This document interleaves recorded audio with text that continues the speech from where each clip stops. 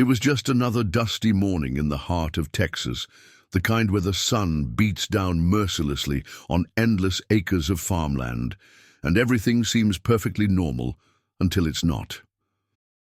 Before we jump back in, tell us where you're tuning in from, and if this story touches you, make sure you're subscribed, because tomorrow I've saved something extra special for you. Miguel Rodriguez stood in his cornfield, watching as three black SUVs tore through his carefully tended crops, leaving destruction in their wake. The cartel members didn't know it yet, but they had just made the biggest mistake of their lives. They had chosen to target a retired Delta Force operator's farm. In the small farming community of Valle Verde, Texas, Miguel Rodriguez's sprawling 500-acre farm stood as a testament to years of hard work and dedication. At 68, his weathered hands told the story of two lives: 25 years as an elite Special Forces operative and 15 years working the land he'd bought with his military pension. The morning sun cast long shadows across the cornfields as Miguel walked the perimeter of his property, a daily ritual that brought him peace after years of combat operations in the world's most dangerous places. His boots crunched against the dry earth as he inspected the irrigation systems he'd installed last spring. The farm had become his sanctuary, a place where the memories of warfare and violence could fade into the rhythmic cycles of planting and harvest. His neighbors knew him only as the quiet Mexican-American farmer who grew the sweetest corn in 3 counties and always lent a helping hand during tough times. None of them knew about the medals locked away in his study or the skills that lay dormant beneath his humble farmer's exterior. The farm's success hadn't gone unnoticed. Valle Verde's location, just 50 miles from the border, had made it a target for cartels looking to establish new smuggling routes. But Miguel had always kept to himself, focused on his crops and his peace of mind. That was until this morning when he spotted unfamiliar tire tracks cutting through his eastern field. He'd been around long enough to recognize the signs. Someone had been scouting his property. The sound of approaching vehicles broke through the morning quiet. Miguel's hand instinctively moved to his hip, where he still carried his trusty Colt 1911, concealed beneath his worn denim jacket. Old habits died hard, and 2 decades in Special Forces had taught him to always be prepared. 3 black SUVs appeared on the horizon, kicking up clouds of dust as they sped down the dirt road toward his farm. Their intention was clear. This wasn't a social call. Miguel stood his ground as the vehicles pulled up in a V formation about 30 yards from where he stood. The lead SUV's door opened, and out stepped a man who practically screamed cartel lieutenant. Expensive boots, designer sunglasses, and an air of casual menace that Miguel had seen countless times before in other parts of the world. 2 more men emerged from each vehicle, all carrying automatic weapons, with the casual confidence of those who were used to intimidating ordinary farmers. "Senor Rodriguez," the leader called out, his voice carrying across the field with practiced authority, "we've come to discuss a business opportunity." His accent was pure Mexico City, cultured and educated, making him far more dangerous than your typical cartel thug. Miguel didn't respond immediately, instead taking time to assess each man's position, noting their stances, the way they held their weapons, identifying the most immediate threats. It was automatic, like breathing. The leader took Miguel's silence as fear, a small smile playing across his face as he stepped forward. "My name is Javier Ortiz, and my associates and I represent certain interests that could be very beneficial to your operation here." He gestured at the sprawling farmland. "Your location is, shall we say, strategically valuable." Miguel's expression remained neutral, but his mind was already calculating angles, distances, and response times, just like old times. Except now he was standing in his own cornfield instead of some remote battlefield. "My farm's not for sale," he said simply, his voice carrying the weight of absolute certainty. "And I'm not interested in any business opportunities." Ortiz's smile faded slightly. "With all due respect, Senor Rodriguez, I don't think you understand. We're not asking." He snapped his fingers, and one of his men stepped forward, raising his weapon. "We've already begun operations in this area. Your cooperation would make things easier, but it's not required." The morning sun felt hotter now, the air thick with tension. Miguel could feel his combat instincts awakening, like an old engine, turning over after years of disuse. These men saw an aging farmer, someone they could easily intimidate or eliminate. They had no idea they were standing in front of a man who had spent most of his life dealing with people exactly like them. A man who had earned his reputation in places where reputation meant the difference between life and death. "I understand perfectly," Miguel replied, his voice taking on a harder edge that made two of the gunmen exchange uncertain glances. "But I think you're the ones who don't understand what you're walking into." The subtle shift in his stance would have been invisible to most, but it was enough to make Ortiz's smile vanish completely. Something in the old farmer's eyes had changed, and for the first time since arriving, the cartel lieutenant felt a flicker of uncertainty. Ortiz took another step forward, his hand resting casually on his gold-plated pistol. "You have a beautiful farm here, Senor Rodriguez. It would be a shame if something were to happen to it." He gestured to his men, who began to spread out, their weapons trained on Miguel. "We've made this offer to every farmer in the valley.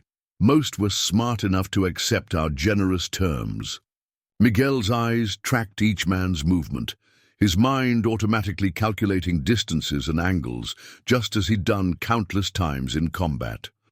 The morning sun cast long shadows across the cornfield, providing perfect cover if things went south. He could tell by their movements that these men were trained, but not military.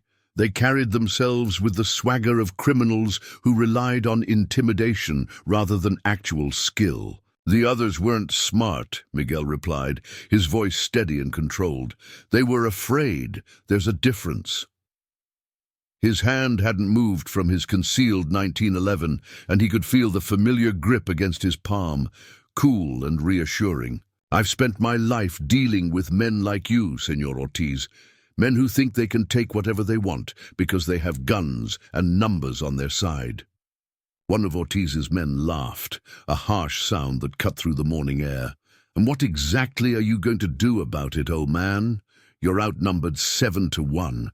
He raised his assault rifle, pointing it directly at Miguel's chest.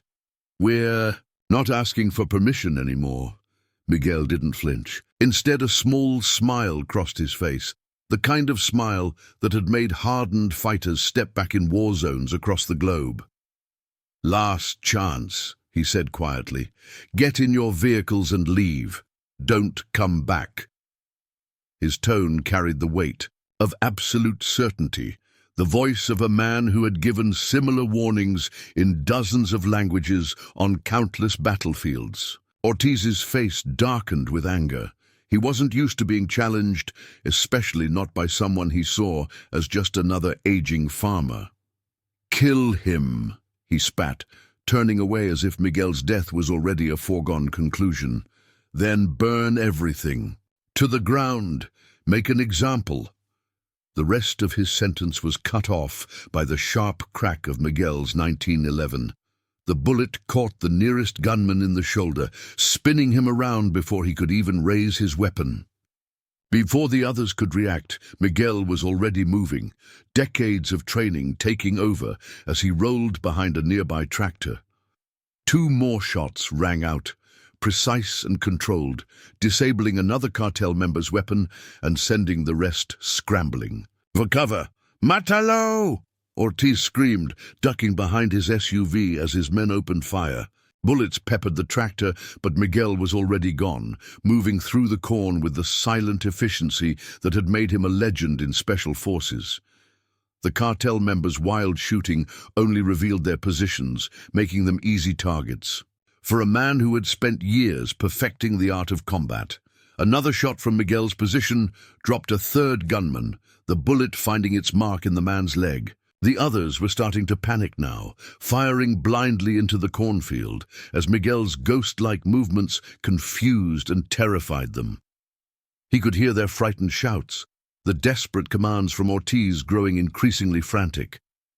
"He's just one old man," Ortiz yelled, but his voice cracked with uncertainty. "Find him!" A bullet whizzed past his head, embedding itself in the SUV's doorframe with surgical precision. It was a warning shot, and everyone knew it. Miguel could have easily killed him, but he was sending a message instead. Two more cartel members went down in quick succession, their weapons flying from their hands as Miguel's shots found their marks with devastating accuracy. The remaining gunmen were now huddled behind the vehicles, their earlier bravado replaced by genuine fear. They had come expecting to intimidate a simple farmer, but instead found themselves facing something else entirely, a trained killer who moved like a shadow through his own territory. "Not so brave now, are you?" Miguel's voice seemed to come from everywhere and nowhere, a psychological tactic he'd learned in his special forces days.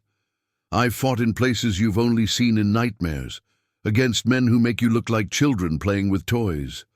Preparing and narrating this story took us a lot of time, so if you are enjoying it, subscribe to our channel. It means a lot to us. Now, back to the story. Another shot rang out, disabling the last backup weapon in the SUV's trunk. "This is your last warning. Next time I won't be so gentle." Ortiz was now alone behind his vehicle, his men either wounded or too terrified to move. The morning sun beat down on the scene, the only sounds being the gentle rustle of corn leaves and the groans of the injured cartel members. Miguel emerged from the cornfield like a ghost, his 1911 trained steadily on Ortiz's head. "You have no idea what you've done," Ortiz snarled, but his voice trembled slightly. The cartel will do nothing," Miguel cut him off, his voice cold as steel, "because you're going to deliver a message for me. Tell your bosses that this farm, this whole valley is off limits. Tell them what happened here today when they tried to intimidate the wrong farmer." His eyes met Ortiz's, and the cartel lieutenant saw something in them that made him step back, the look of a man who had seen and dealt death in the world's darkest corners. In the aftermath of the confrontation, Miguel watched as the cartel members limped back to their vehicles, helping their wounded companions. Ortiz's face was a mask of barely contained rage as he slammed the SUV's door shut. The vehicles roared to life, kicking up clouds of dust as they retreated down the dirt road. Miguel stood his ground until they disappeared over the horizon, his 1911 still at the ready. Once they were gone, he quickly moved into action. Years of experience had taught him that this was far from over. The cartel wouldn't take this humiliation lightly, and he needed to prepare for their inevitable return. Miguel pulled out his phone and dialed a number he hadn't used in years. After 3 rings, a familiar voice answered. "Diego's auto shop," came the gruff response. "Marcus, it's Miguel Rodriguez. Remember that favor you owe me from Kandahar?" There was a long pause on the other end. "Jesus Christ, Mickey, it's been, 15 years? Last I heard you were growing corn or some shit." "Still am," Miguel replied, scanning the horizon as he spoke. "But I've got a situation developing. Cartel just paid me a visit. They'll be back and with more firepower next time. I need equipment and I need it fast." Marcus's voice turned serious. "How bad?" "Bad enough that I had to show my hand. They know what they're dealing with now, and they won't make the same mistakes twice." "Give me 6 hours," Marcus said without hesitation. "I've still got some contacts in the area. You'll have what you need." After ending the call, Miguel began a thorough assessment of his property. The farm's layout, which he'd originally designed for efficient agriculture, now needed to be repurposed for defense. The irrigation ditches could serve as trenches, the grain silos as lookout points, and the maze-like pattern of his crops as natural cover. His military training was kicking in, transforming every aspect of his peaceful farm into potential tactical advantages. Inside his farmhouse, Miguel moved quickly to his study. Behind a worn painting of the Texas landscape, a hidden safe contained the tools of his former trade, specialized equipment he'd hoped never to use again. As he entered the combination, memories flooded back. Night operations in Afghanistan, counterterrorism missions in Iraq, training exercises in the world's most hostile environments. He had been one of the best, part of an elite unit that handled the missions too sensitive for official acknowledgement. The safe opened with a soft click, revealing an arsenal that would have surprised his peaceful farming neighbors. Miguel began, pulling out equipment. Night vision goggles, tactical vests, specialized ammunition, and communication devices. Each piece had been meticulously maintained over the years, a habit he couldn't break even in retirement. At the bottom of the safe lay his most prized possession, a custom-modified M4 carbine, the same weapon that had saved his life countless times in combat. As he checked and prepared his equipment, Miguel's mind was already formulating strategies. The cartel would return, likely at night, thinking darkness would give them an advantage. They didn't know that some of his best work in special forces had been done in total darkness, that he had trained specifically for nighttime operations in terrain exactly like this. A loud truck engine broke through his concentration. Miguel moved to the window, his hand instinctively gripping his weapon, but relaxed when he recognized the familiar face behind the wheel. Sarah Chen, his neighbor from the adjacent farm, pulled up in her beat-up pickup truck. At 35, she was one of the few young farmers in the valley who had refused to sell out to the developers or give in to the cartel's pressures. "Miguel!" she called out, jumping down from the truck. "I heard gunshots earlier. Are you okay?" Her eyes widened as she saw the weapon in his hands and the tactical gear spread out on his porch. Miguel considered his options. Sarah had proven herself trustworthy over the years, and he knew she had her own reasons to stand against the cartel. They had threatened her farm last month, and unlike the others who had given in, she had stood her ground. Maybe it was time to let someone else in on what was coming. "We need to talk," Miguel said, gesturing for her to come inside. "Things are about to get complicated around here." As Sarah followed him into the house, he could see the questions in her eyes. She had always suspected there was more to her. Quiet neighbor than met the eye, but now she was about to learn just how much more. "The cartel paid me a visit this morning," he continued, closing the door behind them. "They won't be the last. There's something bigger going on here, something that goes beyond just taking over farms for their smuggling routes. And I think you need to know what we're really up against." Sarah sat at Miguel's kitchen table, her hands wrapped around a cup of coffee that had long since gone cold. Her eyes moved between the tactical gear laid out on the counter and the man she thought she'd known for the past 5 years. The quiet farmer who had helped her repair her irrigation system last summer was transforming into someone else entirely before her eyes. "So you're telling me you were Delta Force?" she asked, still processing everything Miguel had just told her. "All those years, when you were helping us with harvest planning and crop rotation, you were actually a retired operator," Miguel finished for her, checking the magazine of his backup weapon. 25 years of special operations, most of them classified. The farming, that came later. It was supposed to be my quiet retirement. He smiled grimly. "But it seems trouble has a way of finding you no matter how far you run." Sarah leaned forward, her voice dropping to a whisper. "Despite them being alone, the cartel's been pressuring everyone in the valley. Last month, they burned down the Martinez family's barn when they refused to cooperate. But this feels different. The way they're moving, it's like they're preparing for something bigger."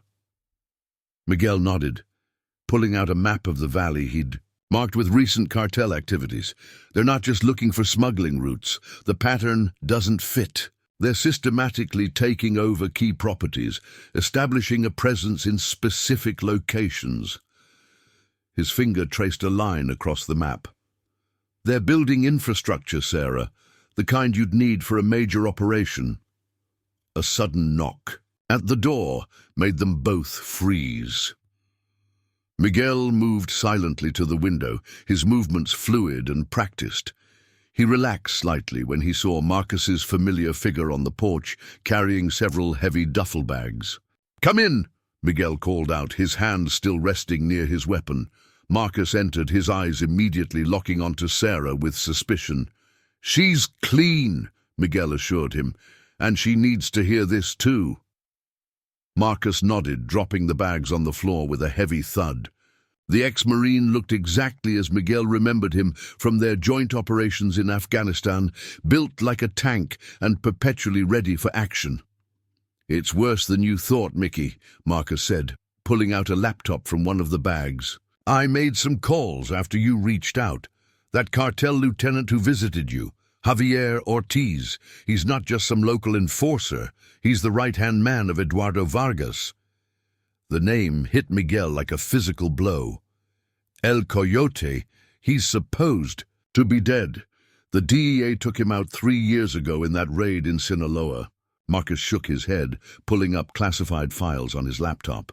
That's what everyone was supposed to think, but he's very much alive, and he's building something big here in Texas. These farms aren't just going to be transit points, they're going to be forward operating bases for the largest cartel expansion in history. Sarah's face paled as she looked at the satellite images Marcus was showing them. Those structures they're building on the Thompson property. Those aren't storage sheds, are they? "No," Miguel confirmed, studying the images. "Those are defensive positions, gun nests disguised as agricultural buildings. They're fortifying the entire valley, preparing for something major." He zoomed in on one of the images. "And look at these vehicle patterns. They're not just moving drugs through here. They're moving weapons, heavy equipment, probably even military-grade hardware." Marcus pulled out another file. "El Coyote's been recruiting ex-military personnel from across Central and South America. He's building an army, not just a cartel. And these farms, they're going to be his forward bases when he makes his move to take over the entire border region." "That's why they need my farm," Miguel said, the pieces finally falling into place. The elevation, the clear lines of sight to the highway, the natural cover provided by the crops. It's not just about location, it's about tactical advantage. Sarah stood up, her voice shaking slightly. "So what do? We can't just sit here and wait for them to come back with an army." Miguel's expression hardened as he began unpacking the equipment Marcus had brought. "We're not going to wait. We're going to hit them first." He pulled out several sets of body armor and tactical gear. "Marcus, how many of our old team can you contact? People we can trust?" "Give me 48 hours, Marcus replied, already pulling out his phone. "I know at least 5 guys who'd love to get back in the game, especially against someone like El Coyote." Miguel turned to Sarah. "Your farmhands, any of them military background? People who can handle themselves in a fight?" She nodded slowly. "2 of them, brothers. Both did tours in Iraq. They've been helping me keep the cartel's scouts off my property for months." "Good," Miguel said, laying out a detailed map of the valley, "because we're going to need every advantage we can get. El Coyote isn't just going to send a few thugs next time. He's going to come at us with everything he's got." The sun was setting outside, casting long shadows across the farmland. Miguel knew they had limited time to prepare. The cartel would regroup, plan their revenge, and return in force. But this time, they wouldn't be facing a simple farmer. They would be facing a man who had spent his life preparing for exactly this kind of fight, and he wasn't about to let them take everything he'd built without one hell of a battle. The next 48 hours transformed Miguel's peaceful farm into a covert military operation. Marcus's contacts had come through, bringing with them a wealth of experience from various special operations backgrounds. The farm's barn now resembled a tactical operations center with maps, surveillance equipment, and communications gear covering every available surface. Miguel stood in the center of it all, surveying the men and women who had answered his call. There was Jake and Tom Wilson, Sarah's farmhands, both former Army Rangers who had served multiple tours in Iraq. They moved with the quiet confidence of men who had seen their share of combat. Lisa Martinez, a former Navy intelligence officer who had worked with Marcus in Afghanistan, was setting up surveillance systems around the property perimeter. "Thermal imaging cameras are in place," Lisa reported, marking positions on the digital map displayed on a laptop. "We've got coverage of every approach route within 2 miles of the farm. Nobody's getting close without us knowing about it." She pointed to several red dots on the screen. "I've also identified potential sniper positions here, here, and here. The elevation of your cornfields gives us a perfect natural blind." Miguel nodded, remembering countless similar briefings from his Delta Force days. "What about the irrigation channels?" "Already on it," Tom Wilson spoke up, spreading out a detailed diagram of the farm's water system. "We've modified the pumping stations. At the flip of a switch, we can flood or drain specific sections of the field, create obstacles, force them into kill zones if we need to." The sound of approaching vehicles drew everyone's attention.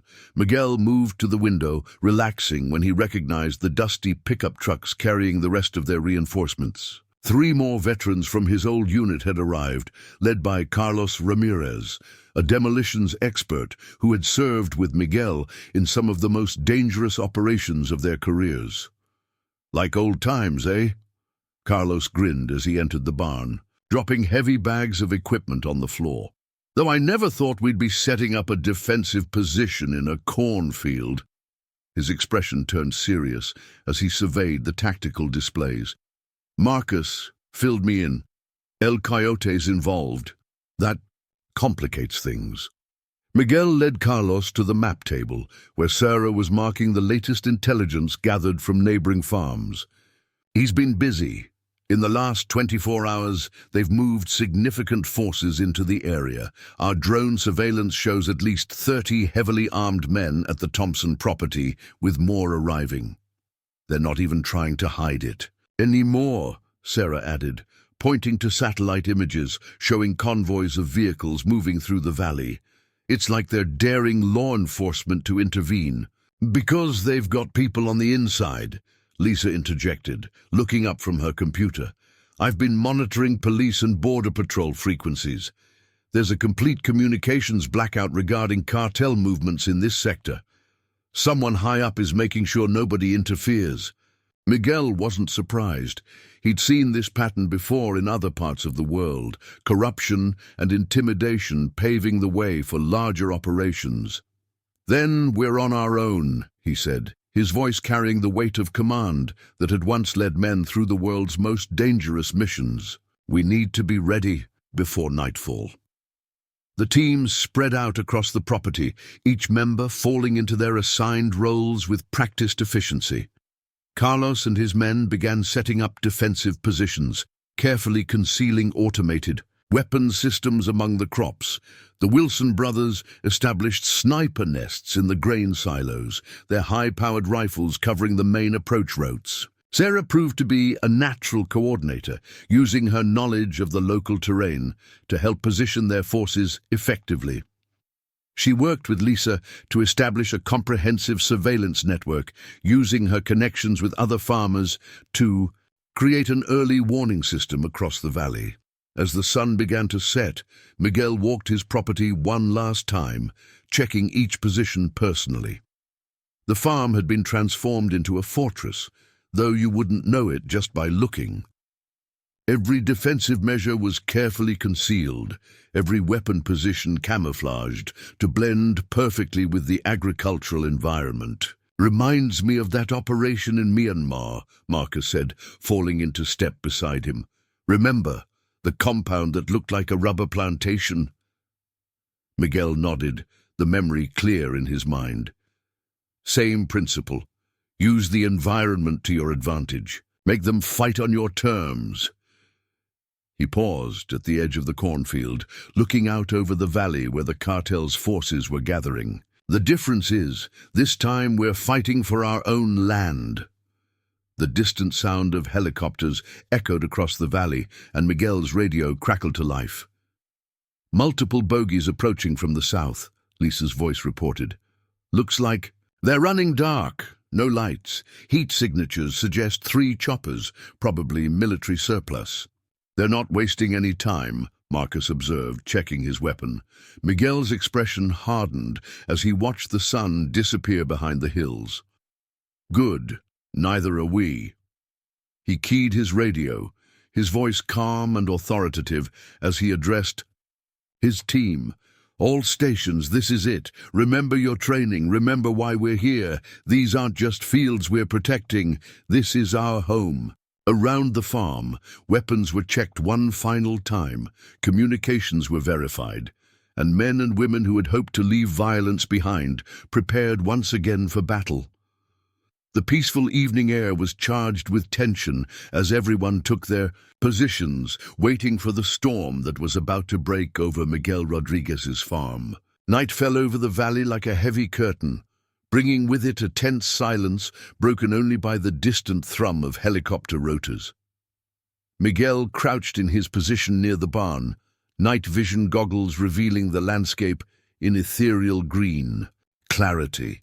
The helicopters were running dark, but to his enhanced vision, they stood out clearly against the starlit sky. 3 Black Hawks, almost certainly stolen from a military depot somewhere south of the border. 3 minutes to contact, Lisa's voice crackled through his earpiece. Thermal imaging shows multiple vehicles approaching from the east and west. They're trying to box us in. Her voice remained professional, but Miguel could hear the underlying tension. I count at least 40 heat signatures in the vehicles, probably more in the choppers. Miguel keyed his radio. All stations maintain radio discipline from here on. Fire only on my command. He switched channels. Sniper teams, status. Wilson 1, in position. Came Tom's quiet response from the grain silo. Clean shots on the eastern approach. Wilson 2 ready, Jake added. Western sector covered. The helicopters were closer now, their silhouettes visible against the night sky. Miguel watched as they split up, taking positions around the farm's perimeter. The cartel wasn't taking any chances this time. They were running a professional military-style operation. Through his night vision, he could see troops fast roping down into the cornfields, their movements betraying formal military training. Contact east perimeter, Lisa reported. Ground vehicles stopping just outside the flood zone. They're deploying heavy weapons. Looks like they brought 50 cals. Miguel's jaw tightened. The cartel had come prepared for a war. He watched as more figures emerged from the darkness, taking up positions around his property. They moved with precision, establishing overlapping fields of fire. These weren't ordinary cartel thugs. These were trained mercenaries. A familiar voice boomed across the farm, amplified by speakers mounted on one of the vehicles. Miguel Rodriguez! Ortiz's voice carried a note of smug confidence. I told you the cartel doesn't forgive, but El Coyote is a reasonable man. Surrender now, walk away from the farm, and you might live to see tomorrow. Miguel remained silent, watching through. His scope as more men moved into position. They were good. He had to give them that, but they were fighting on his territory, and he had spent years preparing for exactly this kind of situation. Your choice, old man, Ortiz continued. You have 1 minute to respond, or we level everything. The seconds ticked by in tense silence. Miguel could feel his team's anticipation through the radio silence, everyone waiting for his signal. He watched as the cartel forces grew more tense, their weapons trained on the seemingly empty farm buildings. Time's up! Ortiz shouted. "Light it up!" The night erupted in chaos as the cartel forces opened fire, their tracers cutting bright lines through the darkness. Heavy caliber rounds tore into the barn and farmhouse, but Miguel had already moved to his secondary position. The cartel's initial barrage was impressive but unfocused. They were shooting at where they thought his team would be, not where they actually were. "Execute," Miguel said quietly into his radio. The farm's irrigation system hummed to life, pumping thousands of gallons of water into carefully prepared channels. Within seconds, the eastern field became a swamp, trapping several of the cartel's vehicles. Simultaneously, carefully hidden spotlights blazed to life, temporarily blinding anyone using night vision equipment. The Wilson brothers opened fire from their elevated positions, their first shots taking out the cartel's heavy weapons teams with surgical precision. The mercenaries scrambled for cover, but Miguel's team had mapped every inch of the terrain. There was no safe place to hide. "Carlo, now!" Miguel commanded. A series of controlled explosions rocked the western approach, the carefully placed charges turning the access road into an impassable crater. Two of the cartel's vehicles, trying to reverse course, slid into the newly formed pit. The helicopters reacted immediately, banking hard and opening fire with door-mounted miniguns. But Lisa's automated defense systems were ready. Surface-to-air missiles, carefully disguised as irrigation equipment, launched from multiple positions. Two of the helicopters veered off wildly, deploying flares, while the third took a direct hit to its tail rotor, spinning out of control before crash-landing in the cornfield. "They're trying to regroup in the south field," Marcus reported, his voice steady despite the chaos. "About 15 of them, setting up a rallying point." Miguel was already moving, signaling to his nearby team members. This was the moment he had been waiting for. The cartel forces were scattered, their coordinated attack falling apart in the face of unexpected resistance. Now it was time to show them exactly who they were dealing with. "All teams, push forward," he ordered, his voice carrying the authority of countless combat operations. "Don't let them reorganize. This ends tonight." The battle for Miguel Rodriguez's farm had begun in earnest, and the night was far from over. The cornfield had become a war zone, illuminated by muzzle flashes and the burning wreckage of the downed helicopter. Miguel moved through the chaos like a ghost, his movements fluid and precise as he led his team through the darkness. The sound of gunfire echoed across the property, punctuated by explosions as Carlos's carefully placed charges continued to disrupt the cartel's movements. "Contact! 10 o'clock!" Marcus called out, dropping to one knee as he engaged 3 mercenaries, trying to flank their position. His shots were precise, years of training evident in every squeeze of the trigger. 2 of the attackers went down immediately, while the third scrambled back into the cover of the cornstalks. Sarah's voice crackled through the radio. "Miguel, we've got movement at the barn. They're trying to set up a command post." Her position in the farmhouse gave her a clear view of the central compound. "Ortiz is with them. Looks like they're calling in reinforcements." Miguel processed the information quickly, his mind already formulating a new strategy. "Lisa, status on those surveillance drones. 2 birds still airborne," she responded. "Thermal imaging shows 3 more vehicles approaching from the highway. Heavy trucks, probably carrying more troops. ETA 10 minutes. The situation was escalating. The cartel had clearly underestimated the resistance they would face, but they were adapting quickly. Miguel had expected this. El Coyote didn't earn his reputation by giving up easily. They needed to end this before reinforcements arrived. "Carlos, do you still have eyes on that crashed helicopter?" Miguel asked, moving through the corn with practiced stealth. "Affirmative. 2 survivors, both armed. They're trying to salvage equipment from the wreck." "Keep them pinned down. Wilson team, shift your focus to the barn. Don't let them establish that command post." Miguel switched channels. "Marcus, Sarah on me. We're going to pay Ortiz a visit. The three of them converged through the darkness, using the confusion of the battlefield to their advantage. The cartel forces were still struggling to coordinate their actions, their communications disrupted by Lisa's electronic warfare systems. It was like fighting ghosts. Every time they thought they had Miguel's team cornered, they would melt away only to strike from another direction. Suddenly, the night lit up with new tracer fire. One of the cartel's heavy weapons teams had managed to set up a position near the irrigation control station, their 50 caliber rounds tearing through the corn and forcing Miguel's group to take cover. "I thought we took out all their heavy weapons," Sarah said, pressing herself against the ground as rounds passed overhead. "They must have had backups in those trucks," Marcus replied, attempting to get a sightline on the gunner. Miguel pulled a grenade from his vest, calculating the distance. "Wilson 1, can you see that gun position?" "Negative," Tom's voice came back.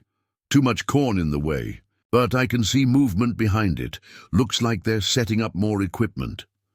The situation was deteriorating. If the cartel managed to establish multiple heavy weapons positions, they could pin down Miguel's entire team until reinforcements arrived. They needed to act now. "Sarah, give me covering fire on my mark," Miguel ordered, readying the grenade. "Marcus, circle around to their right flank. We'll catch them in a crossfire." Before he could give the signal, new explosions rocked the northern edge of the property. Lisa's voice cut through the chaos. "Multiple detonations at the perimeter. They're using RPGs now, trying to clear paths through the defensive positions." Miguel's jaw tightened. The cartel was getting desperate, willing to destroy everything just to get to them. He could see flames beginning to spread through parts of the cornfield, the dry stalks catching fire quickly. "Change of plans," he announced, keying his radio for all channels. "Carlos, initiate Protocol Delta. Everyone else fall back to secondary positions. They want to burn us out? Let's show them why that's a bad idea." The team acknowledged, beginning their coordinated withdrawal. Miguel had planned for this contingency. The fire would actually work to their advantage, thanks to the carefully designed irrigation channels and fire breaks they had established. The cartel thought they were forcing his team into retreat, but they were actually walking into another trap.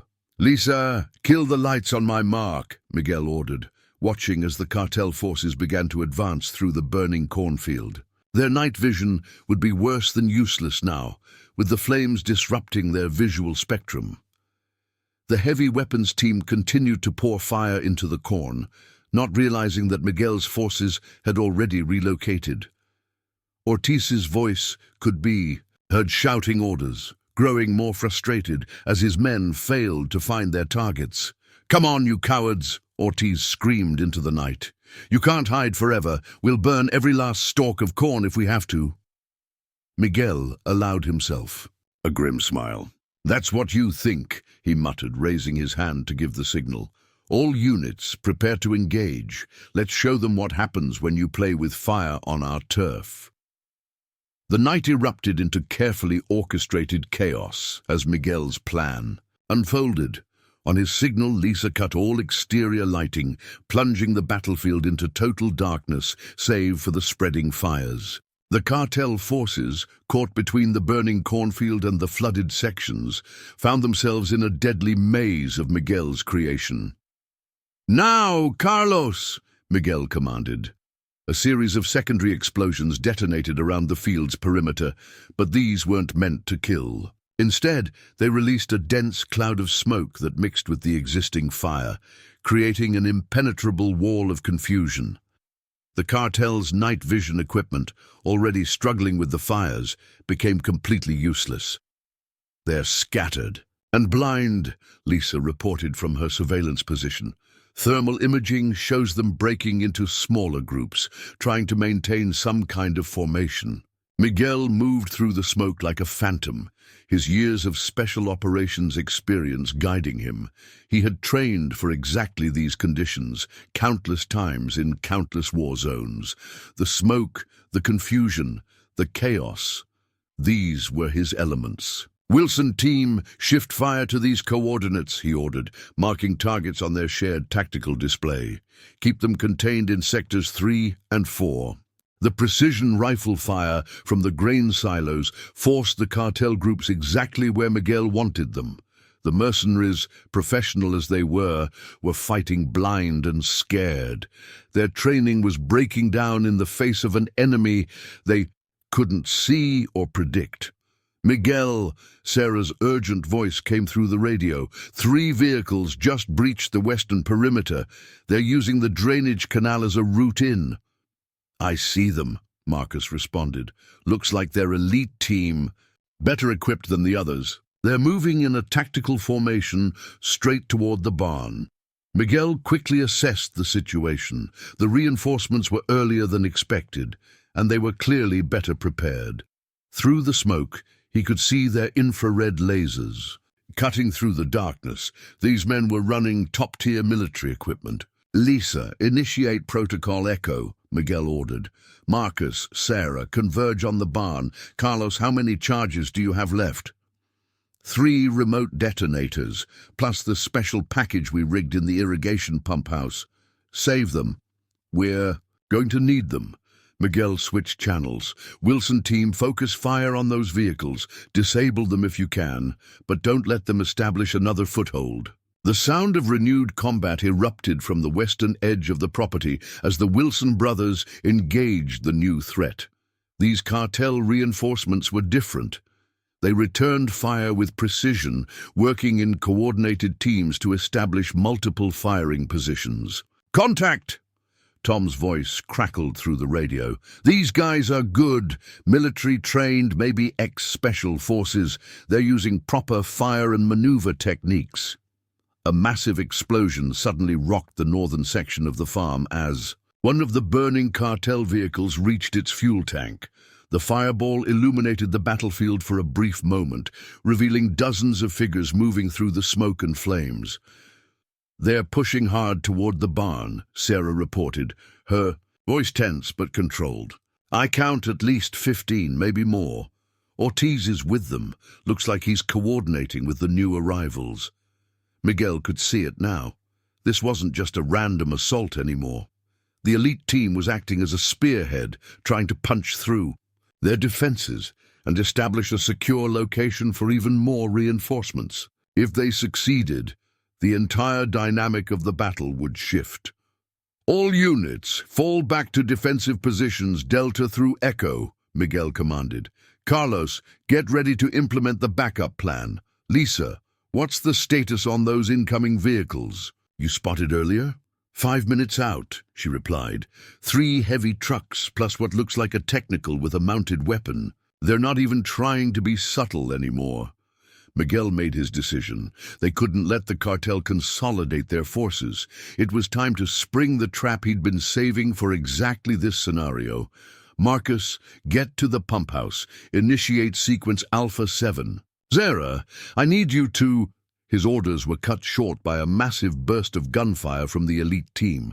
They had spotted his position and were laying down a devastating barrage of suppressing fire. These weren't ordinary cartel soldiers. Their tactics were professional, their coordination perfect. "Miguel, you've got multiple tangos converging on your position," Lisa warned. "They're trying to flank you from both sides." Through the chaos, Miguel could hear Ortiz shouting orders in Spanish, directing his men with newfound confidence. The cartel lieutenant thought he finally had the upper hand, not realizing he was playing directly into Miguel's strategy. "Perfect," Miguel said quietly, a grim smile crossing his face. "Everyone maintain your positions. Let them think they've got us figured out." He checked his weapon, ensuring a fresh magazine was in place. "When they make their push, we'll show them what a real tactical response looks like." The battle for the farm was entering its most crucial phase, and Miguel knew the next few minutes would determine everything. The cartel's elite forces were about to learn a harsh lesson about underestimating a Delta Force veteran on his own territory. The elite cartel team moved through the burning cornfield with lethal precision. their infrared lasers cutting through the smoke as they advanced on Miguel's position. But even their professional training couldn't prepare them for what came next. As they reached the center of the field, Miguel's voice crackled through their own radio frequency. "You should have done better research on who you were fighting," he said calmly in perfect Spanish, causing several of the mercenaries to freeze in confusion. Their encrypted communications had been compromised. Before they could react, the irrigation system roared to life one final time. But instead of water, the pressurized pipes sprayed a fine mist of fuel across the predetermined killing zone. The elite team realized their mistake too late. They had walked right into a trap. "Lisa, now!" Miguel commanded. The automated defense systems activated, sending electrical charges through the soaked ground. The fuel-air mixture ignited, creating a massive controlled explosion that engulfed the area in a wall of flame. The carefully planned detonation wasn't meant to kill. Instead, it forced the cartel's forces to retreat directly into the prepared ambush zones. "They're falling back towards Sector 7, Marcus reported. "Right where we want them." Miguel watched through his thermal scope as the elite team's formation broke apart. Their military training was actually working against them now. They were falling back to textbook rally points, exactly the locations Miguel had pre-sighted for his team. "Wilson 1, Wilson 2, execute pattern Charlie," Miguel ordered. The sniper team immediately began taking precise shots, not to kill, but to systematically disarm and disable the cartel's best fighters. One by one, their weapons were shot out of their hands with surgical accuracy. "You're trapped," Ortiz's voice rang out, though now there was a note of desperation in his tone.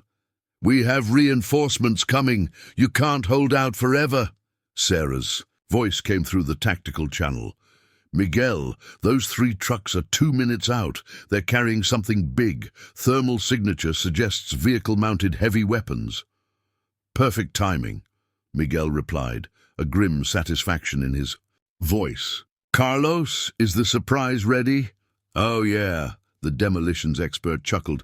"They're going to love this one." The cartel's reinforcement convoy sped down the dirt road toward the farm, their headlights cutting through the smoke that had drifted across the valley. They were moving fast, confident in their superior numbers and firepower. The lead vehicle was a modified pickup truck with a heavy machine gun mounted in the bed, exactly what Miguel had been waiting for. "Carlos, light it up," Miguel ordered. The ground beneath the convoy suddenly erupted as carefully hidden explosives detonated in sequence. But these weren't ordinary charges. They launched hundreds of caltrops and improvised spike strips across the road. The lead vehicle's tires shredded instantly, sending it into an uncontrolled spin. The following trucks, unable to stop in time, crashed into each other in a symphony of screaming metal and shattering glass. "Convoy is disabled." "Lisa." "Confirmed. But Miguel, we've got a problem. Thermal imaging shows movement in the tree line east of the property. A lot of movement." Miguel switched his view to the eastern perimeter, his experienced eyes picking out the shapes moving through the darkness. These weren't just more cartel gunmen. Their movement patterns were different, more disciplined. "El Coyote," Miguel said quietly. "He's here." The revelation sent a surge of tension through the tactical channel. El Coyote was known for personally overseeing only the most important operations. His presence confirmed that this was more than just a land grab. This was part of something much bigger. "All stations, maintain discipline," Miguel commanded, his voice steady.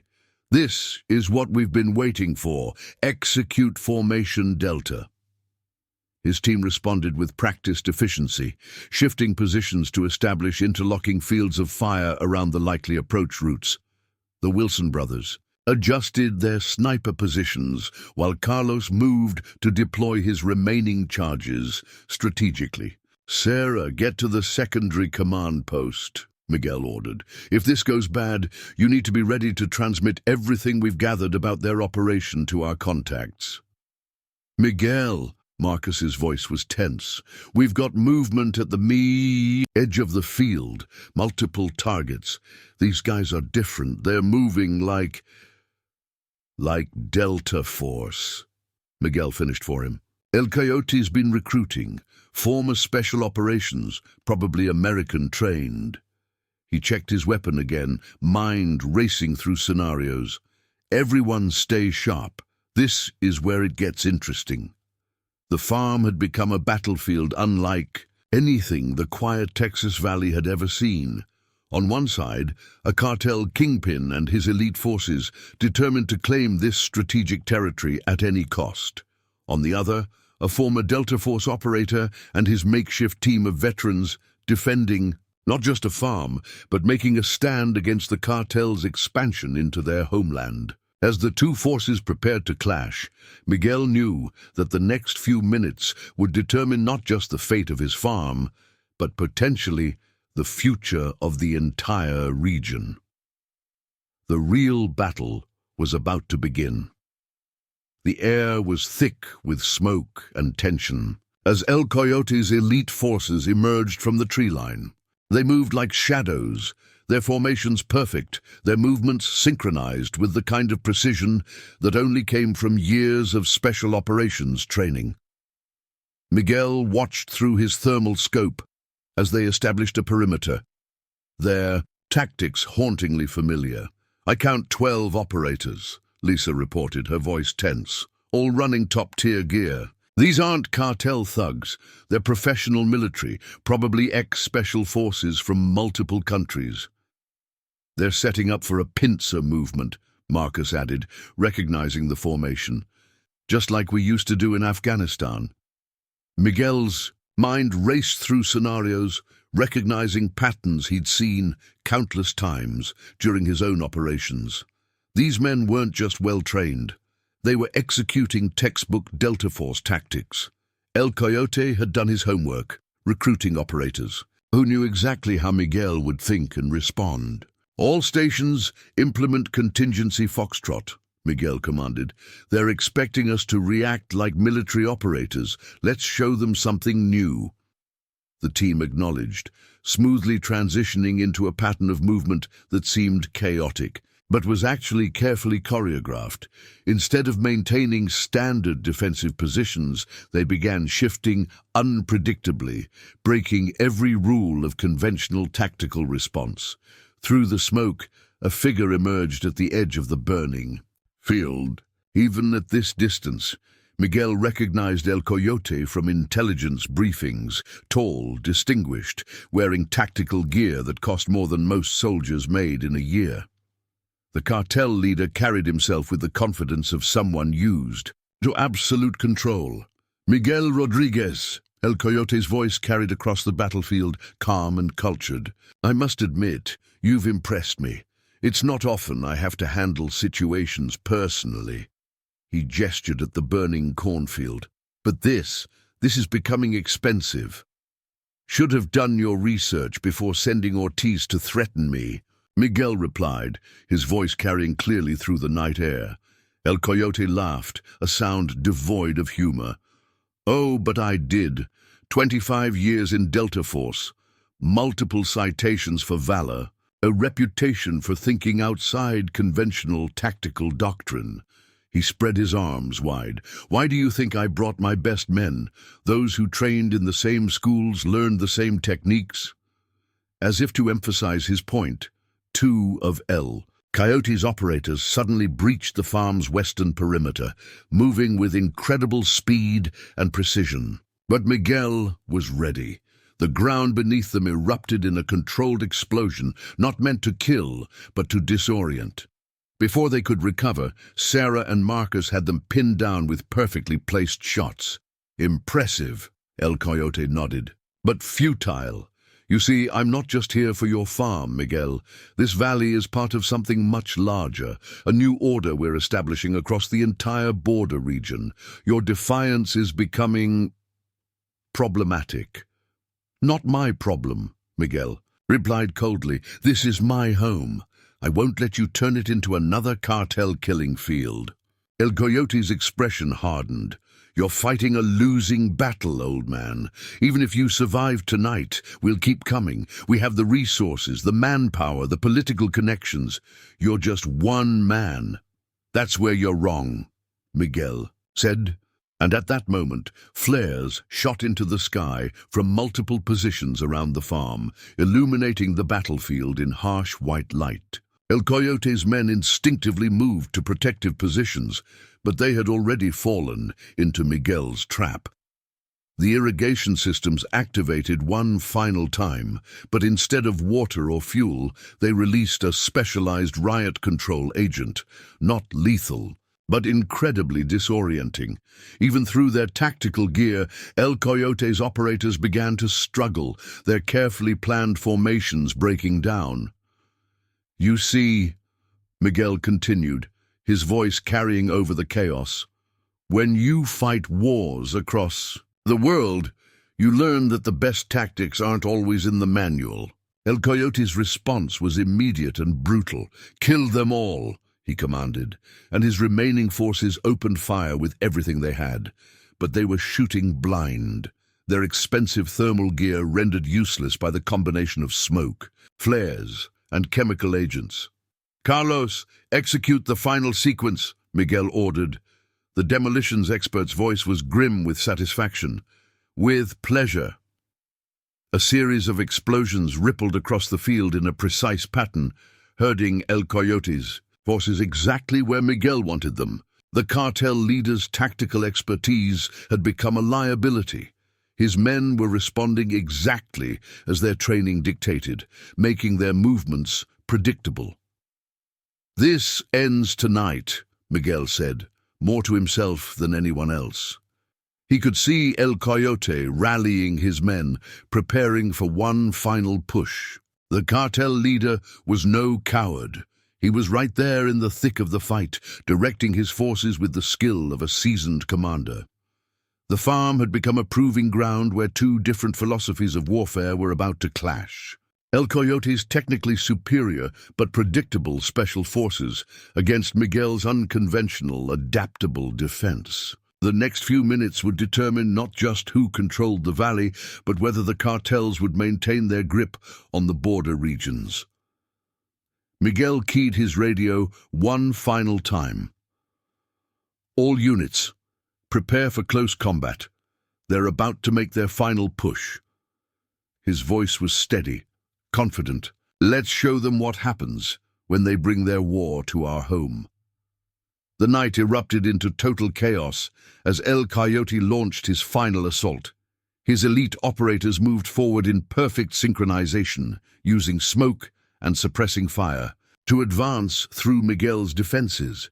But the old Delta Force veteran had been waiting for this moment, had planned for this exact scenario. "They're pushing through sectors 4 and 6, Lisa reported, her voice tense as she monitored the thermal feeds. 3-man teams, classic penetration formation. Miguel watched as El Coyote's men executed their advance flawlessly. Their technique was perfect, exactly by the book, and that was their weakness. "Marcus, Sarah, initiate Protocol Echo. Carlos, prepare for close quarters." The farm's defensive layout suddenly shifted. Hidden panels in the barn walls dropped away, revealing preset firing positions. The Wilson brothers, who had been providing sniper cover, smoothly transitioned to their secondary roles, activating remote weapon systems that had been carefully concealed throughout the property. "You're surrounded, Miguel," El Coyote called out, his voice carrying authority even through the chaos. "Your tactics are impressive, but you're fighting a losing battle. I've got more men coming and you're running out of tricks." Miguel's response came in the form of action rather than words. At his signal, Carlos triggered the farm's final defensive measure. The ground beneath El Coyote's advancing forces suddenly transformed as hidden panels gave way, creating a maze of obstacles and channels. The elite operators found their careful formation broken apart, their tactical advantage nullified. "They're scattered," Sarah reported from her position. 3 teams isolated in the north sector, 2 more trying to regroup near the barn. El Coyote's voice crackled through their intercepted radio channels, his frustration evident. "Maintain formation. He's trying to separate us. Don't let him dictate the battlefield." But it was too late. Miguel's team had already begun their counterattack, engaging the isolated cartel teams with precise, coordinated strikes. The years of military training that El Coyote's men relied on was now working against them. They were trying to fight a conventional battle in an environment that had been specifically designed to negate their advantages. "Miguel!" Lisa's voice cut through the tactical channel with urgency. "We've got movement on the far perimeter. Looks like their backup arrived. Multiple vehicles, heavily armed." "Right on schedule," Miguel replied calmly. "Carlos, are the roads prepared?" The demolitions expert's chuckle was dark with anticipation. "Oh yeah, they won't know what hit them." The approaching convoy of cartel reinforcements suddenly found themselves trapped as hidden barriers emerged from the ground, blocking their advance.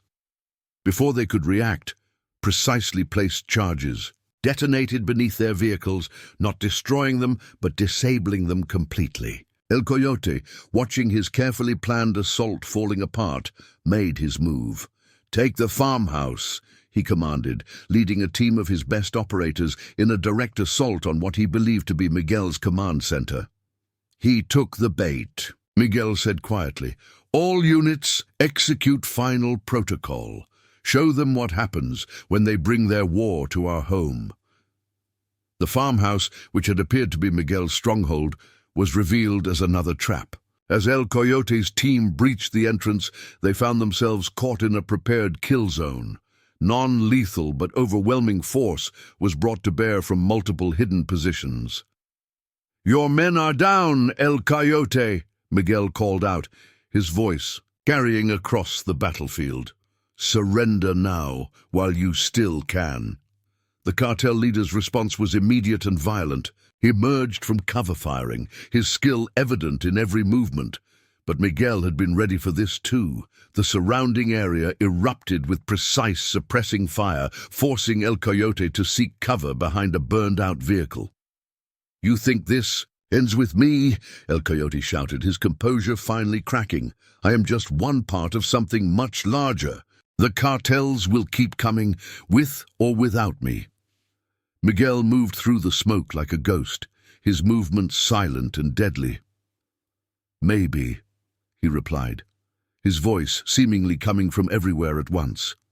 "But they'll remember what happened here. They'll remember that some lines shouldn't be crossed." The battle had reached its crucial moment. El Coyote's forces were scattered, his reinforcements neutralized, but the cartel leader himself was still dangerous. Perhaps now more than ever. A cornered enemy was always the most unpredictable. "All units, maintain your positions," Miguel commanded. "This ends with him and me." Through the smoke and chaos, Miguel could see El Coyote calculating his options, the cartel leader's military training warring with his instinct for survival. The next few moments would determine not just the fate of the farm, but send a message that would resonate throughout the entire border region. "Come on then," Miguel called out, his voice carrying the weight of decades of combat experience. "Let's finish this." El Coyote emerged from his cover like a coiled snake, his movements displaying the lethal grace of a trained killer. He had discarded his rifle, now wielding a custom tactical pistol with expert precision. The cartel leader's eyes scanned the smoke-filled battlefield, searching for his adversary. "You've impressed me, Miguel," El Coyote called out, his voice carrying an edge of dangerous respect. "Few men have ever caused me this much trouble. I've lost good operators tonight, men who fought in the world's deadliest conflicts. Should have kept them in those conflicts," Miguel's voice responded, seeming to come from multiple directions at once. "The cartels have no place here." A burst of gunfire erupted as El Coyote spotted movement, but he was shooting at shadows. Miguel had rigged the entire area with automated decoys, simple devices that simulated movement and sound. Each time the cartel leader fired, he gave away more of his own position. "Lisa, status on the perimeter," Miguel whispered into his radio. "Secure," she replied quietly. "Carlos and the team have the remaining cartel forces contained. Sarah's providing overwatch from the silo. It's just you and him now." El Coyote moved through the burning cornfield with predatory grace, his tactical training evident in every step. "You know what makes me different from other cartel leaders, Miguel?" he called out. "I understand men like you. I've fought alongside operators, studied their methods. I know how you think." "That's your mistake," Miguel responded, silently changing positions. "You think this is about tactics and training. It's not. It's about what we're fighting for." A sudden explosion rocked the northern edge of the field as one of the disabled cartel vehicles finally succumbed to fire damage. The burst of light illuminated the battlefield for a brief moment, and both men caught glimpses of each other. El Coyote fired immediately, his shots precise but finding only empty air as Miguel seemed to melt away into the darkness. "What are you fighting for, old man?" El Coyote taunted, advancing cautiously. "A worthless farm, a few acres of corn. I'm fighting for an empire."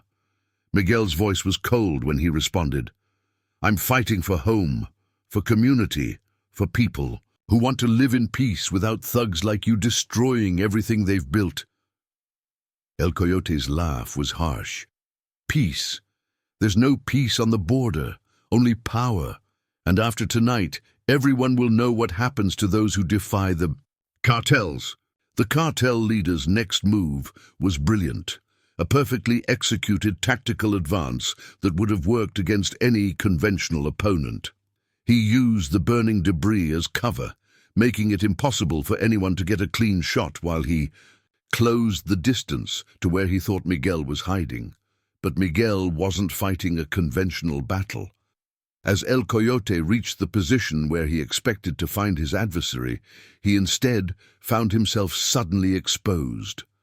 The irrigation system activated one final time, creating a curtain of mist that, combined with the fires, turned the area into a blinding steam cloud. "Impressive," El Coyote said, quickly adjusting his position. "But I can fight blind too. 20 years of special operations experience doesn't just go away." "No, it doesn't," Miguel's voice came from behind him. "That's what makes this personal." El Coyote spun with incredible speed, firing 3 precise shots, but Miguel was already moving. The two men, both masters of their craft, engaged in a deadly dance through the steam and smoke. Each had spent decades perfecting the art of combat, but they fought for drastically different causes. "Your men are defeated," Miguel called out, his voice steady. "Your operation is exposed. Even if you kill me, you've lost the valley." "You think too small," El Coyote snarled, frustration finally cracking his professional demeanor. "This valley is nothing. We have politicians in our pocket, law enforcement on our payroll. One old man with a farm can't stop what's coming." "Maybe not," Miguel acknowledged, his voice now coming from a different direction. "But I can stop you, and sometimes that's enough to start a change." The steam was beginning to clear, and both men knew the confrontation was reaching its climax. El Coyote had one advantage left: a small remote detonator that would trigger explosives his advance team had planted around the farm. If he couldn't have this territory, he would destroy it completely.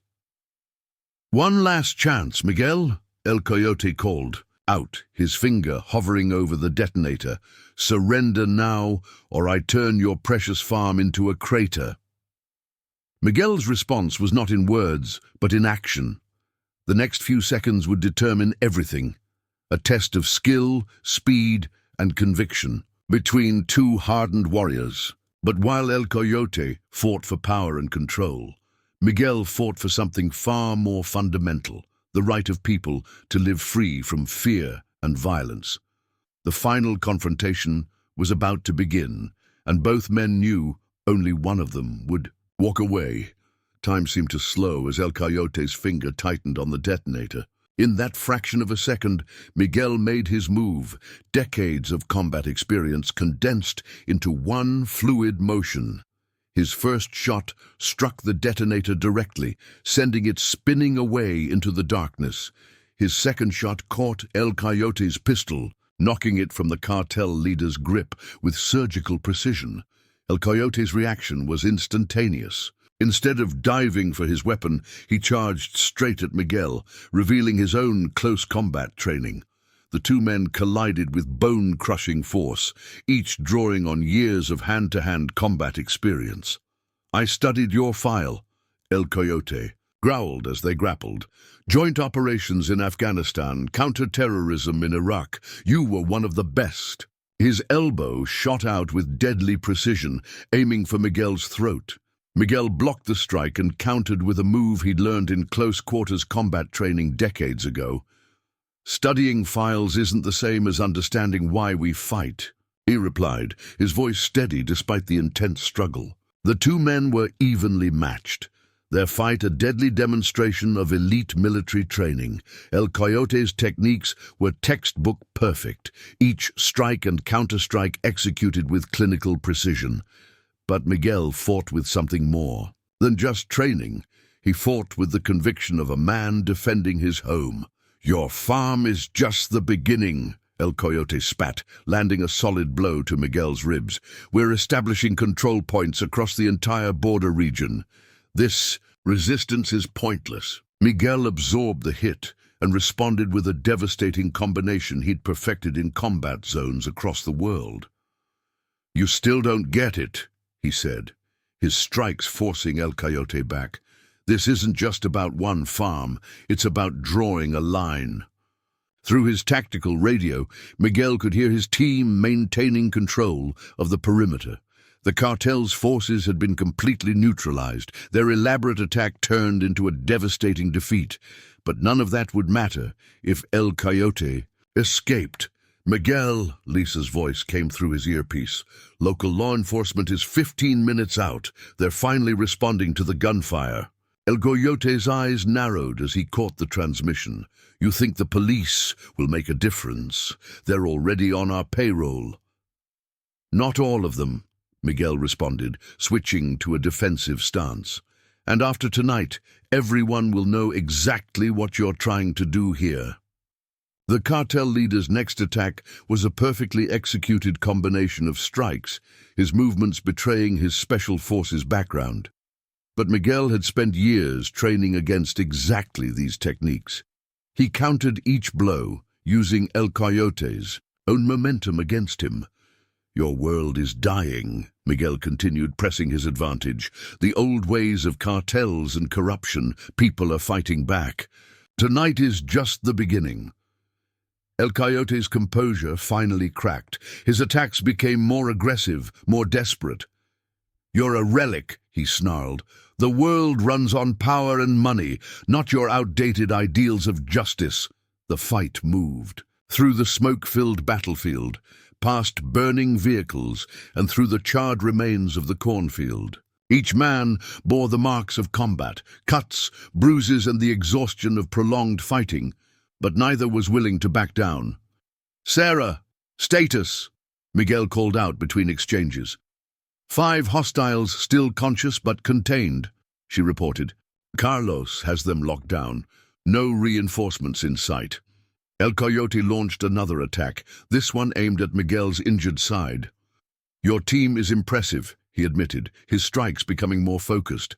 "I could use men like them." "Name your price. Everyone has one." Miguel's response was both verbal and physical.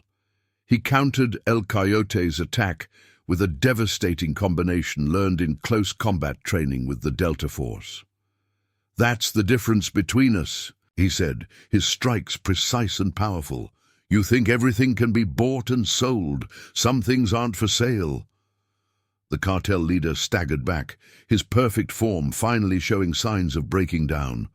For the first time, real fear flashed in his eyes. He had led men into combat, built a criminal empire, and faced down rival cartels. but he had never encountered resistance like this. "It's over," Miguel stated, advancing steadily. "Your men are defeated. Your operation is exposed. And you're about to learn what happens when you threaten the wrong community." El Coyote's hand flashed to his boot, drawing a hidden blade with snake-like speed.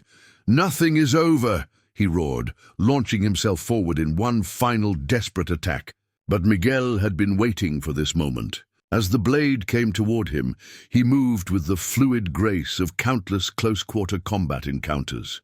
His counter was perfect, a combination of blocks and strikes that ended with El Coyote disarmed and on his knees. "You're right about one thing," Miguel said, securing the cartel leader's hands behind his back. "Nothing is over. After tonight, every cartel operator will know that this valley isn't defenseless, that some fights aren't worth the cost." The sound of approaching sirens filled the air as Miguel held El Coyote firmly in place. The battle for the farm was won, but both men knew this was more than just a single victory. It was a message that would resonate throughout the entire border region. Dawn was breaking over the valley as law enforcement finally arrived at Miguel's farm. The scene that greeted them was unlike anything they had ever encountered.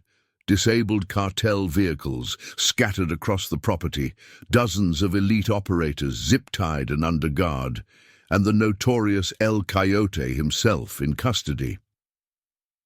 "Federal agents incoming," Lisa reported from her surveillance position. "Looks like someone higher up got wind of what was happening here.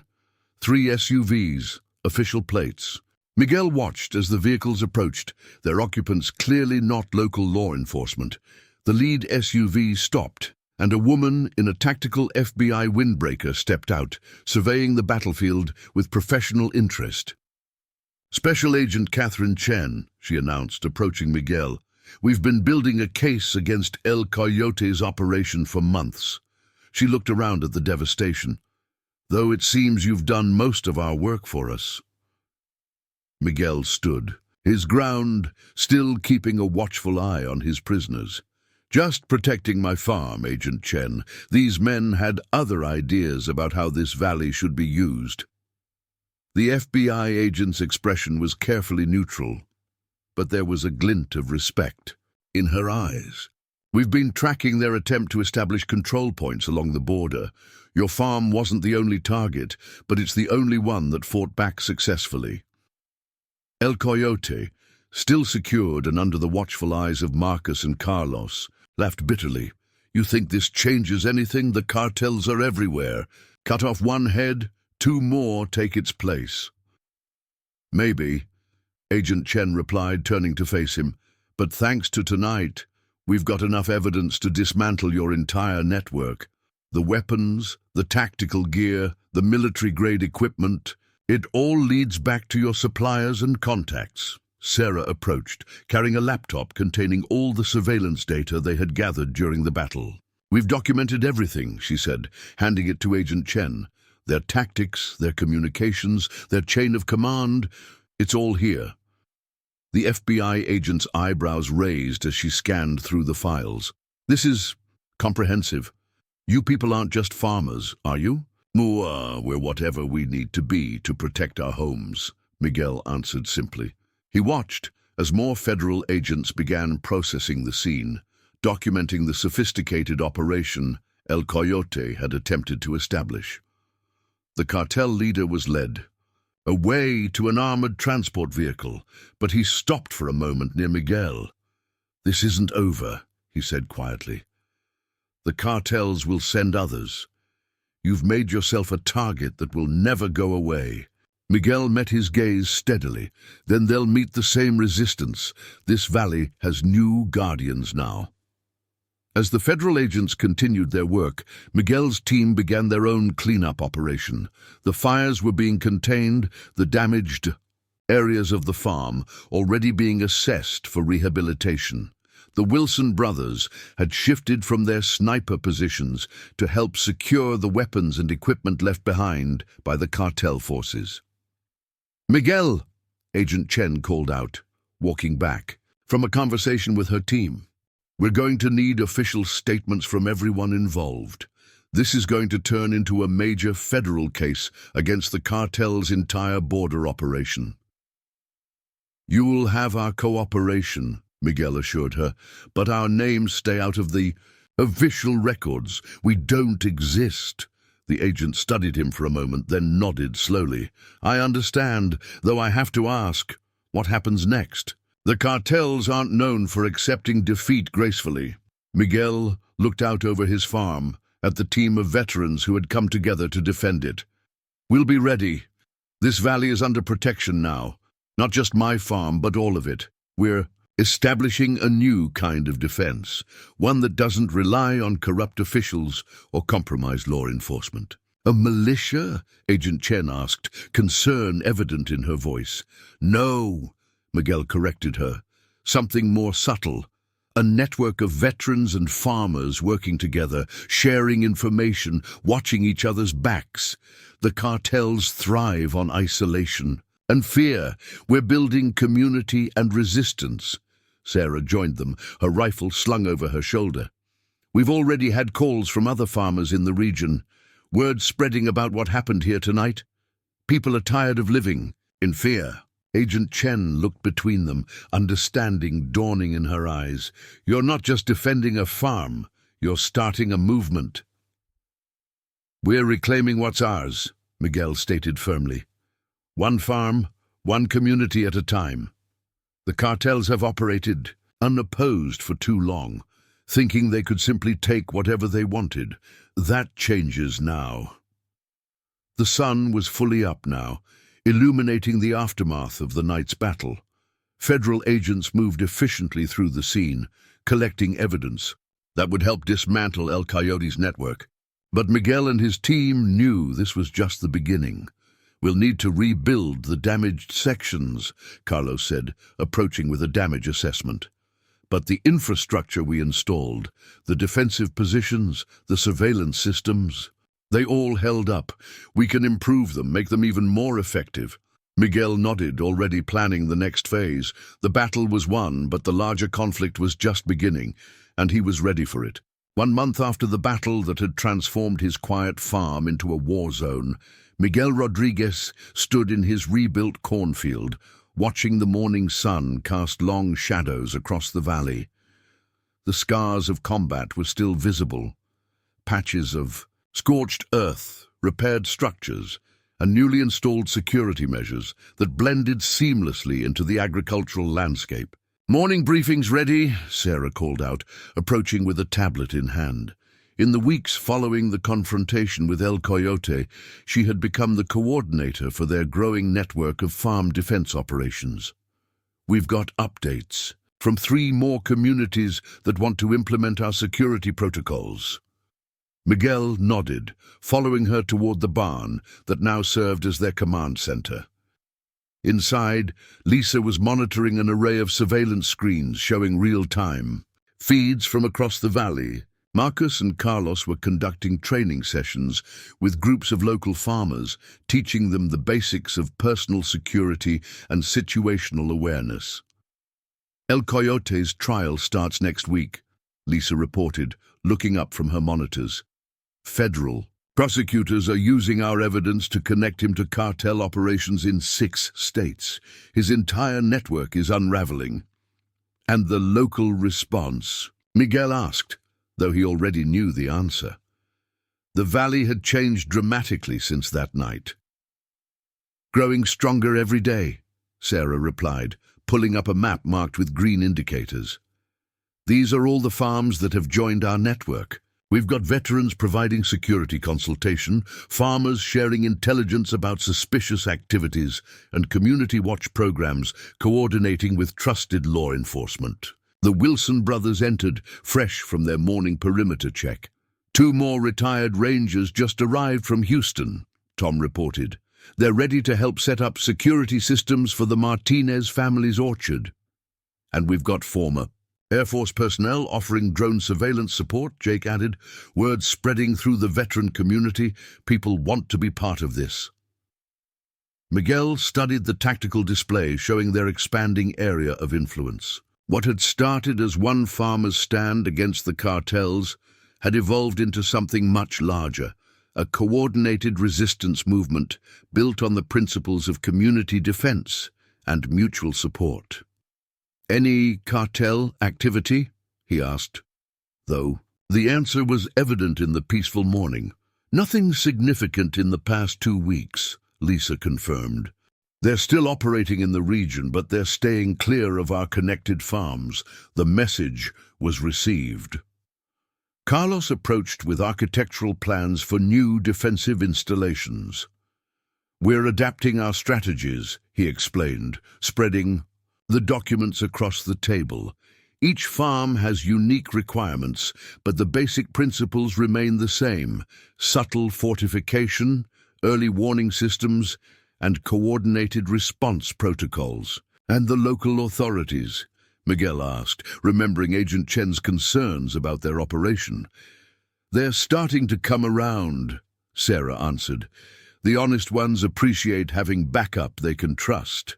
The corrupt ones are finding it harder to maintain their cartel connections with so many eyes watching." The sound of approaching vehicles drew their attention. Through the barn's windows, they could see a convoy of pickup trucks arriving, more farmers coming for training and consultation. The movement they had started was growing faster than any of them had anticipated. "You know," Marcus said, watching, "the new arrivals. When you called me that night asking for help, I thought we were just defending one farm. I never expected it to become this." Miguel smiled slightly. "Neither did I. But sometimes standing your ground leads to something bigger." He turned to address the gathered team. "The cartels thrived because they made people feel isolated and helpless. We're breaking that pattern, showing them they're not alone." "It's more than that," Sarah added. "We're creating a new model of community defense, something that combines military expertise with local knowledge and civilian cooperation." Outside, the morning sun illuminated dozens of farmers and veterans gathering for the day's training sessions. Each person represented a small part of their growing network, each farm a potential strong point against cartel expansion. "There will be more challenges," Miguel acknowledged, his expression serious. "The cartels won't give up easily. They'll adapt, try new tactics, look for weaknesses." "Let them try," Carlos said firmly. "Every failed attempt makes our network stronger. More people join, more veterans offer their skills, more communities stand together." Miguel walked to the barn's entrance, looking out over what his farm had become. Not just a battleground, but a symbol of resistance and hope. The morning breeze carried the smell of fresh corn and tilled earth, reminding him of why they fought. "We're not just defending farms anymore," he said, his voice carrying the weight of conviction. "We're defending a way of life, showing people they have the power to stand up, to protect what's theirs." The team gathered around him, each member representing a different aspect of their growing movement: military expertise, local knowledge, technical skill, and unwavering determination. "The cartels thought they could just walk in and take whatever they wanted," Miguel continued. "They didn't understand that some things are worth fighting for, that some people won't back down, won't be intimidated." As the sun rose higher over the valley, casting its light on fields that would remain free, Miguel Rodriguez knew that the battle for his farm had been just the beginning. They had started something that would continue to grow, a movement that would inspire others to stand their ground, to fight back against those who would rule through fear and violence. The quiet farmer, who had once sought peace in his fields, had become something more: a symbol of resistance, a leader in a new kind of war. But most importantly, he had shown that one person's stand for what was right could inspire others to find their own courage, to defend their own homes, to build something stronger than any cartel's empire. Up next, you've got 2 more standout stories right on your screen. If this one hit the mark, you won't want to pass these up. Just click and check them out. And don't forget to subscribe and turn on the notification bell so you don't miss any upload from us.